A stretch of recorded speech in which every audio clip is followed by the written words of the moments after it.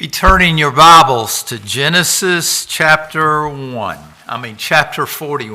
Not 1, 41. 41.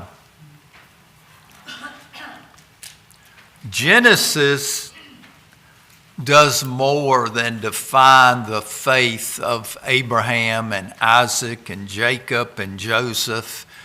It paints, if you will, a portrait of faith in brushstrokes of everyday living.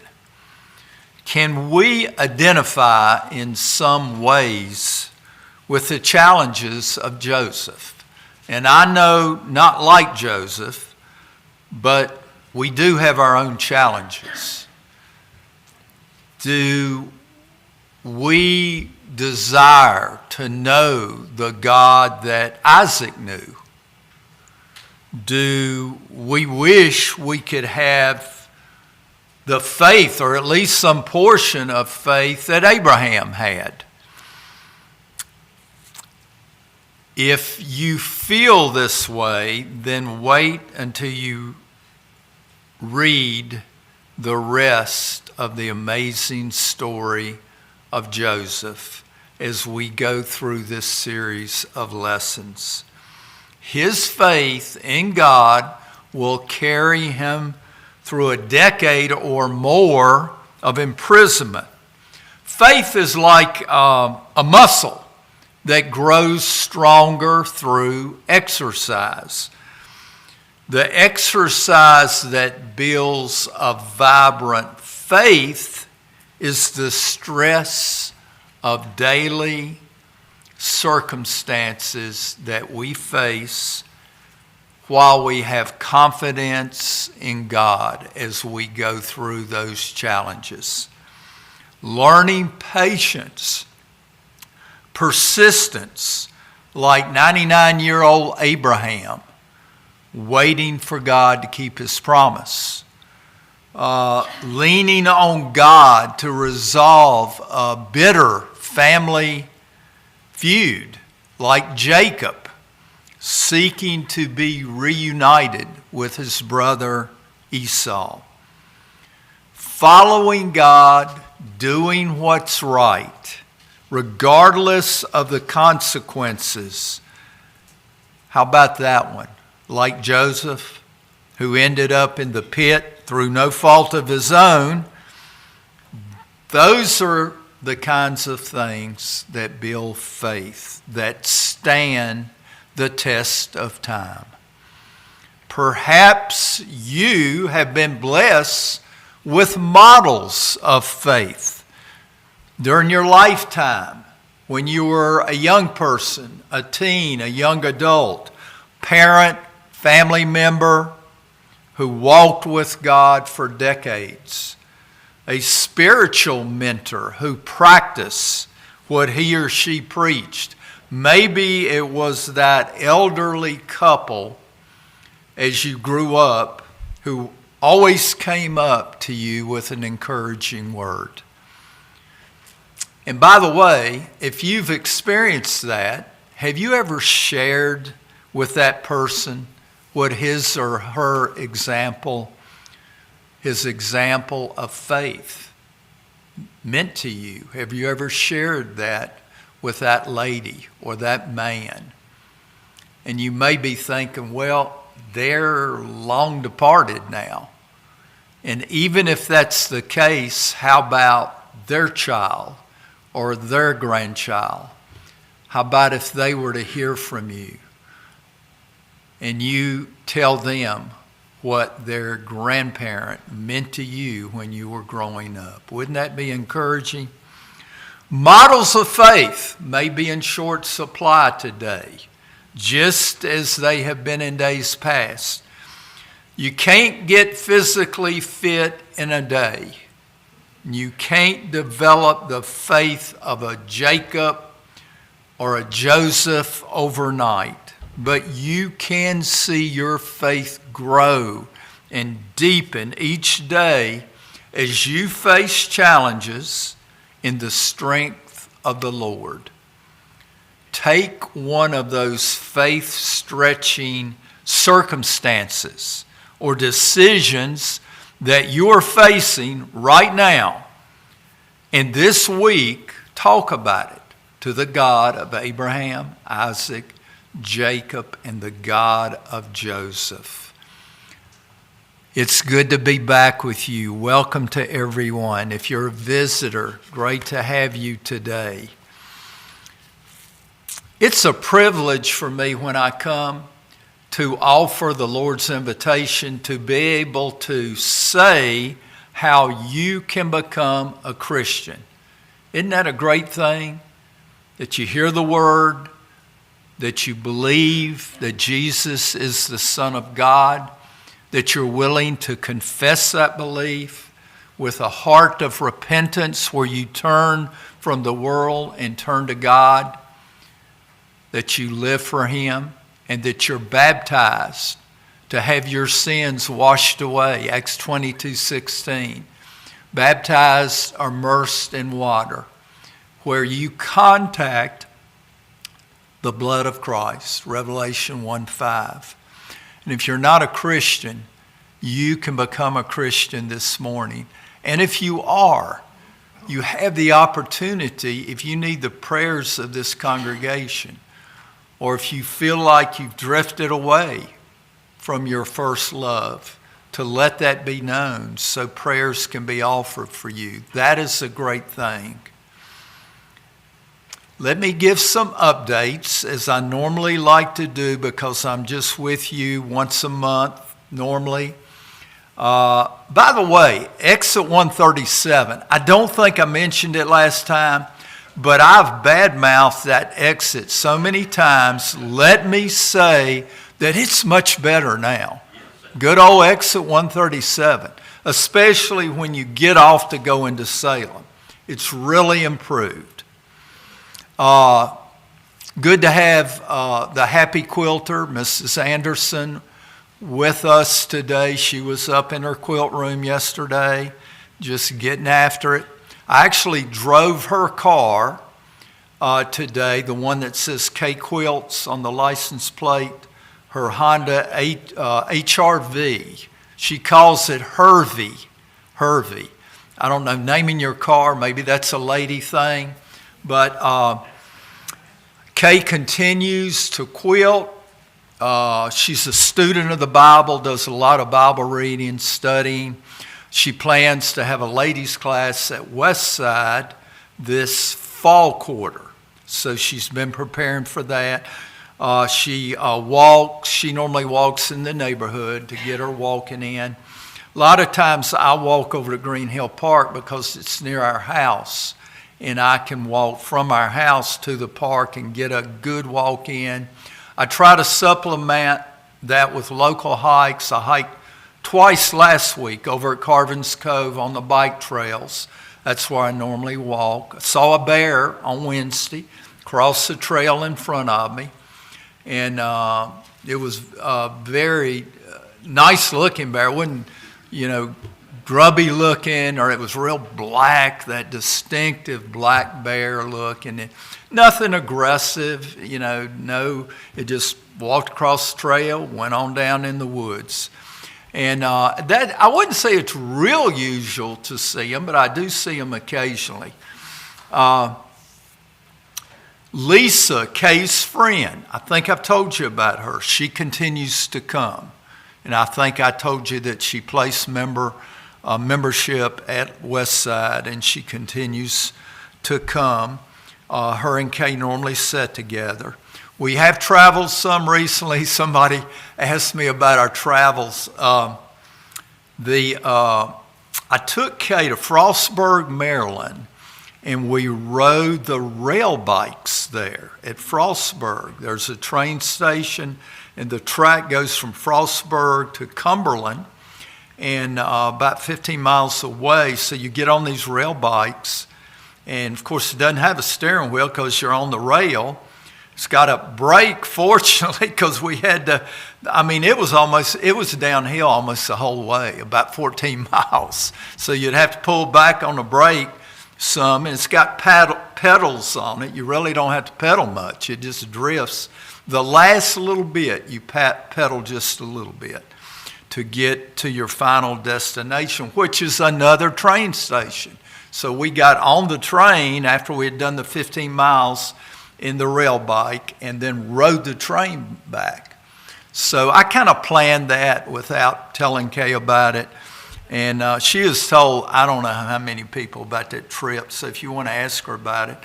Polishing the pulpit, Lord willing, this time next week we'll be at Polishing the Pulpit in Sevierville, Tennessee.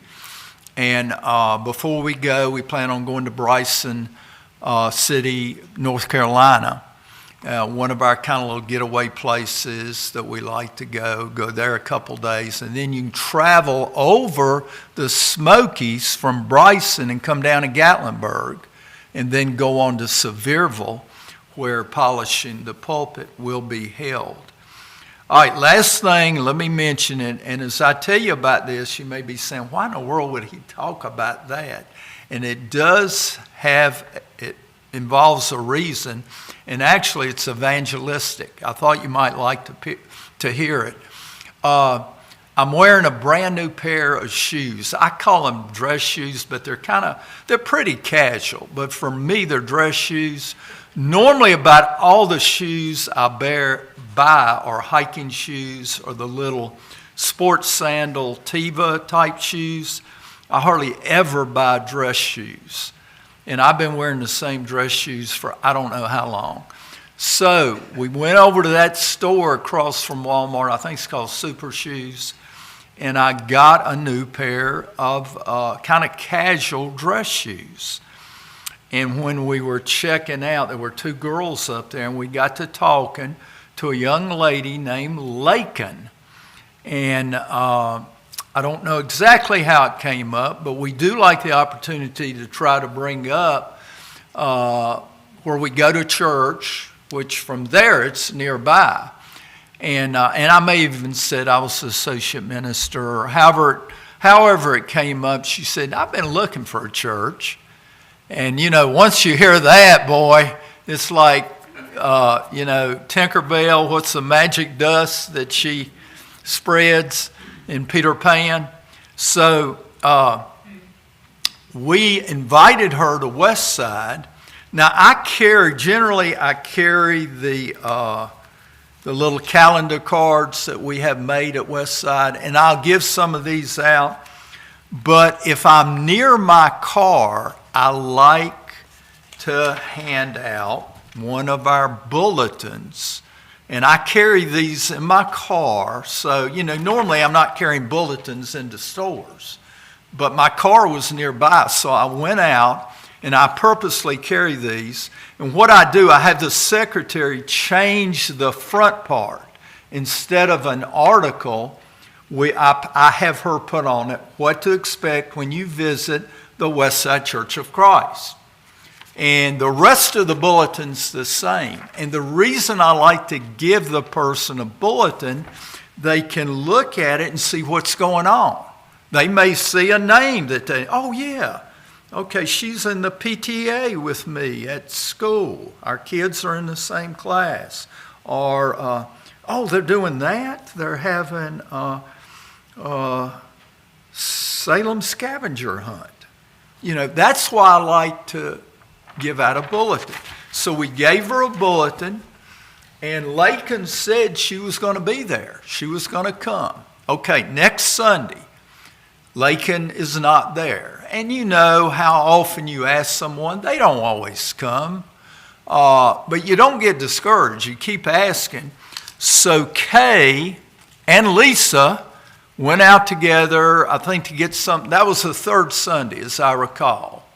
And so we normally on the third Sunday, we have lunch, and then we come back for an early evening service, 1:30 on the third Sunday. And I guess that was the third Sunday. I think Kay and Lisa went out, and they went by the shoe store and took Lakin and her coworker a Frappuccino. And Kay said that when Lakin saw her, Kay, we must have told her that Kay is KK and I'm coach. I guess we did. But Lakin said, I'm going to come to church next week. My parents had a yard sale, so I couldn't come. But I'm going to come next week. And she was. And the week after that. So she has been 2 weeks and brought her boyfriend. So there's Lakin and Mason have come 2 weeks, and Kay takes them and they sit up front, near the front, right behind our young people, where you can hear the singing real good. And it has been so positive so far. Lakin is just saying positive things about worshiping there. And so far, it is going well. So if you prayed for Lisa, I want to thank you for those prayers. Start praying that Lakin and her boyfriend Mason will keep coming. And by the way, in case you're wondering, how about today, if Kay isn't there? Lakin had told Kay that she's not going to be there the next 2 weeks and gave her the reason. And Kay understood. So I thought it was a good sign, the fact that she told Kay that she's not going to be there and why. So I think they're going to come back. I really do. So that's my story from the new shoes. Normally, I would not tell anyone I'm wearing new shoes. I don't want the attention, okay?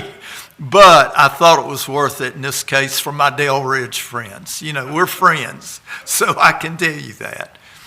Pharaoh has had a cow dream. A fat cow, a skinny cow. Those skinny cows, man, they were ugly.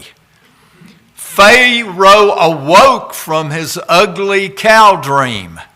I don't know how long he stayed awake, but at some point he went back to sleep. He had a grain dream. Maybe it was corn or some other type of grain, whatever grain was there. And when those thin heads of grain swallowed up those plump heads, he woke up again. And in the morning, those dreams did not set well with Pharaoh. Call the magicians, call the wise men, the ones with all the answers, call them in. I need to find out what's going on. Well, lo and behold, remember the old butler that used to be in the dungeon with Joseph? Lo and behold, the butler remembered his faults. I think that's a nice way of saying it. I might have called it something else, but he had a dungeon flashback. Oh yeah, Joe, that guy. Butler, don't you think it's about time you remembered the one who predicted that you would get out and be restored, and you did? You think maybe you ought to told Pharaoh about him at some point?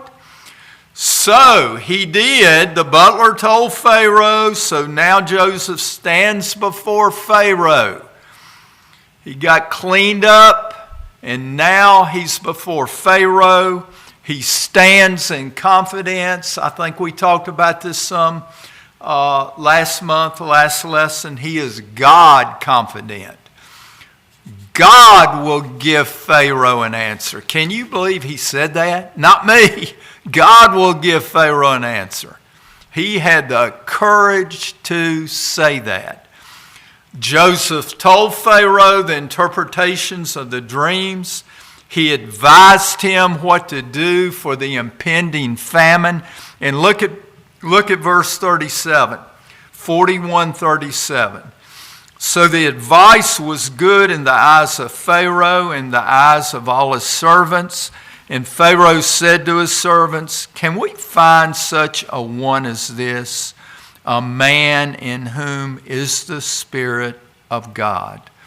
Pharaoh saw gold, refined gold, heated, melted through all that he had been through.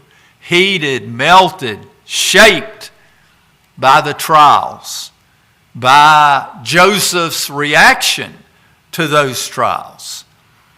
In 39, then Pharaoh said to Joseph, "Inasmuch as God has shown you all this, there is no one as discerning and wise as you. Look at 41. And Pharaoh said to Joseph, see, I have set you over all the land of Egypt.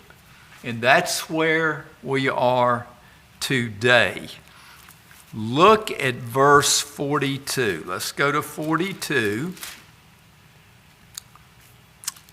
Then Pharaoh took his signet ring off his hand and put it on Joseph's hand. And he clothed him in garments of fine linen, put a gold chain around his neck. He had him ride in the second chariot which he had. And they cried out before him, bow the knee. So he set him over all the land of Egypt. 44, Pharaoh also said to Joseph, I'm Pharaoh. Without your consent, no man may lift his hand or foot in all the land of Egypt. And Pharaoh called Joseph's name Zaphnath-Paneah, and he gave him as a wife Asenath, the daughter of Potpharah, priest of On. So Joseph went out over all the land of Egypt. Joseph was 30 years old. Do you remember that? When he stood before King Pharaoh of Egypt. And Joseph went out from the presence of Pharaoh, went throughout all the land of Egypt. In 47, now in those 7 plentiful years, the ground brought forth abundantly.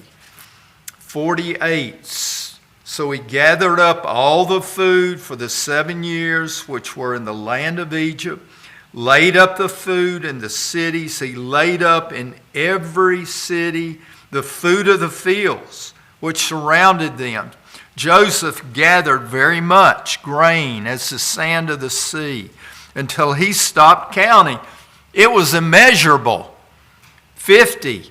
And to Joseph, now we get personal here, were born 2 sons before the years of famine came, whom Asenath, the daughter of Potpharah, priest of On, bore to him.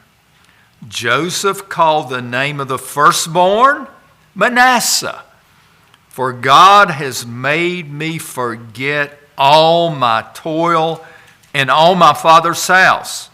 You remember the name of the second one? And the name of the second he called Ephraim, for God has caused me to be fruitful in the land of my affliction. Then the 7 years of plenty which were in the land of Egypt ended. 54, and the 7 years of famine began to come. As Joseph had said, the famine was in all lands, but in all the land of Egypt there was bread. Now let's read this 55, and we'll make that the last verse of our reading. So when all the land of Egypt was famished, the people cried to Pharaoh for bread. You know what he told them to do? Then Pharaoh said to all the Egyptians, go to Joseph. Whatever he says to you, do. So here we read in this section, Joseph is given a wife by Pharaoh, Asenath. She bore him 2 sons, Manasseh, from the Hebrew root word Nashah, N-A-S-H-A-S, or H-A, let me say that again, N-A-S-H-A-H, Nashah, which means to forget. God has made me forget. Can we picture Joseph standing by his wife, looking at this beautiful boy, thinking, God has Manasseh'd me. He has removed the sting from my memory. His second son, Ephraim, for God has caused me to be fruitful in the land of my affliction. God has Ephraim'd me. He has given me 2 sons. His care has blessed me beyond measure in a place that once seemed to bring only suffering. Even in his sons' names, he gave himself reminders of God's activities in his life. God has made. God has caused. Sure, the memories are still there, lodged deeply, no doubt. He will recognize his brothers, James, as we progress. He will recognize those brothers when they come to Egypt for food later. He gets emotional. He cries when that happens. But God helped him beyond the stings of those memories. Joseph gets beyond dwelling on the pain of the past where he would want to get revenge. What a lesson for us. It is tempting to want revenge on the Reubens and the Judahs and the Mrs. Potiphars of our past lives. To get back at those who have stung us, hurt us with ugly words, caused us unnecessary pain by their actions.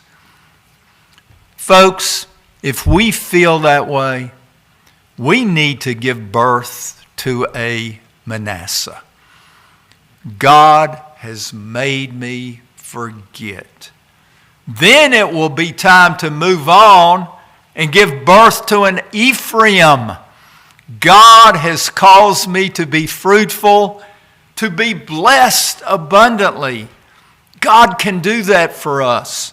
Let me read a verse from Romans, then I will tell you where it is. You don't have to turn there. Moreover, the law entered that the offense might abound, but where sin abounded, grace abounded much more. Romans 5, verse number 20.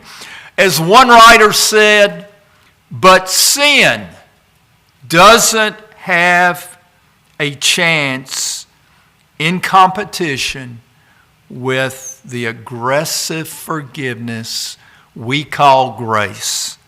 When it's sin versus grace, grace wins hand down. When we read of this famine, it appears to be widespread. Its severity may have been like one that had never been seen before that time. Note that Joseph did not take advantage of his power. With wisdom and efficiency, he stockpiled food to handle the years of famine that were sure to come. God sure that they were coming. He didn't hoard those stockpiles for himself, for his family, or for the royal family only. He opened the great storehouses, not only to the Egyptians, but people from other countries who were coming in to get their food. Author Gene Getz said this: at age 30, Joseph could never have handled this world-class task without an intensive and experience-oriented course in management. It began in Potiphar's house, where he managed all of his affairs. It continued in prison, where he was eventually responsible for all the prisoners. God's plan for Joseph was on schedule. His preparation was tailor-made for the task God had for him. As we remember these painful years of Joseph's life, then see the rewards he has now received, let's consider these things. And we'll close with these thoughts. Number one, lengthy afflictions need not to discourage us. Pause and consider. It took about 13 years, age 17 to age 30, 13 long years since the bottom dropped out for Joseph. One setback after another during some of his prime years of life. He lived above the circumstances. He had them. They were dropped in his lap. How is he going to respond? He lived above the drag of despair. He didn't go there. Let's remember a second lesson. Bad memories, they need not defeat us. Why live in the swampy, slimy backwaters of bad memories? Why go there and stay there and live there? We control who's going to hold us under their thumb. We control that. We control what is going to paralyze us. We control how we react to that situation. I believe we all have painful memories of things that happened in our life. Memories of people, memories of happenings that hurt us, in some cases hurt us badly. Let us turn those wounds into a stingless scar. Be open even to reaching out to others. Don't be ashamed. Don't feel we are less a person when we turn to others for help, for advice, for guidance. Friends, mentors, trusted advisors. Reach out to them as we reach out to God. Hear their perspective in helping us get right with our God. Let's learn this lesson. May we never cast suspicion or jealousy. Now we're changing directions here just a little bit, but hear this. May we never cast suspicion or jealousy toward brethren whom God has chosen to prosper, like he did Joseph. Those modern day Josephs that we may have in our brotherhood from place to place throughout this country and world, who have risen to prominence and wealth, likely through hard work and initiative. Let's appreciate them, not envy them. May our attitude be toward our brethren who have done well and have well. Praise to God for those individuals who have been raised up for his glory to be used in places I may never be or never get the opportunity to be. May their prosperity abound and their unselfish generosity May it continue. And you may know people like that, or have heard of people in our brotherhood like that. By the grace of God, some Christians are thrust into roles of honor and leadership. What better leaders to have than our modern day Josephs? I'm glad that the principal of Hidden Valley High School, a well-known school, fairly large high school in a fairly affluent area of Roanoke County, that the principal is Josh Whitlow, who attends Westside. I'm glad he's the principal. And if you're around him, you probably couldn't find a nicer, more humble guy. I'm glad he's the principal.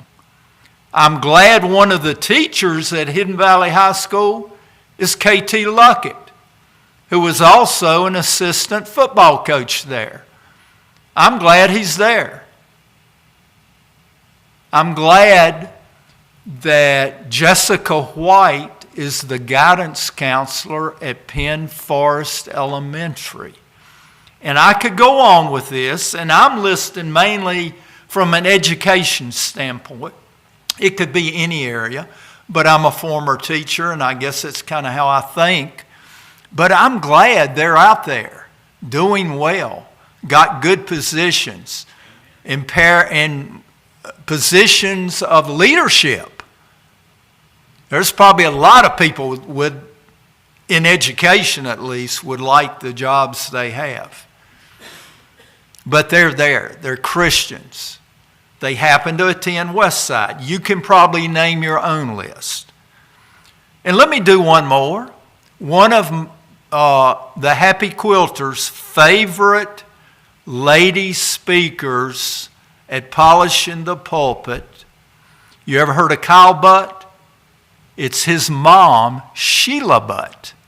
Kyle works for Apologetics Press. His mom, Sheila Butt, is probably Kay's favorite speaker. Sheila is the mayor, Maury County, Tennessee. I think I got that right. She is the mayor, Sheila Butt. That's great as far as I'm concerned.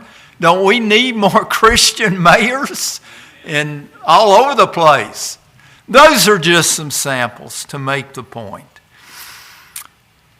You know what? With authority comes the need for accountability, for sure. With popularity comes the need for humility. With prosperity comes the need for integrity. And that man, Joseph, he passed all of those tests with flying colors. That's why we're talking about him even today. Let's stand and sing